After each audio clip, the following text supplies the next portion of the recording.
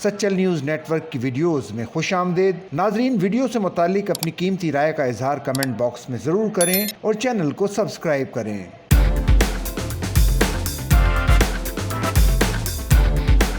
अदाकार और प्रोड्यूसर यासिर नवाज ने अपनी अहलिया मेज़बान निदा यासिर के गुस्से से मुतालिक इंकिशाफ किया है। हाल ही में यासिर नवाज निजी टीवी पर ईद के प्रोग्राम में शरीक हुए, जहां मेज़बान की जानिब से दिलचस्प सवाल और जवाब किए गए और साथ ही मुख्तलिफ खेल भी खेले गए। यासिर नवाज ने एक सवाल का जवाब देते हुए बताया कि मेरी बीवी को बहुत गुस्सा आता है और उसे गुस्सा उस वक्त आता है जब इसकी बात ना सुनी जाए। उन्होंने एक किस्सा सुनाते हुए बताया कि एक दिन मेरी और निदा की लड़ाई हुई तो मैंने टीवी की आवाज़ तेज कर दी, जिस पर निदा को गुस्सा आया और इसने स्टील की बोतल टीवी पर दे मारी, जिससे टीवी की स्क्रीन टूट गई। निदा से मेरी होगी लड़ाई किसी बात पे ना, नाराजगी।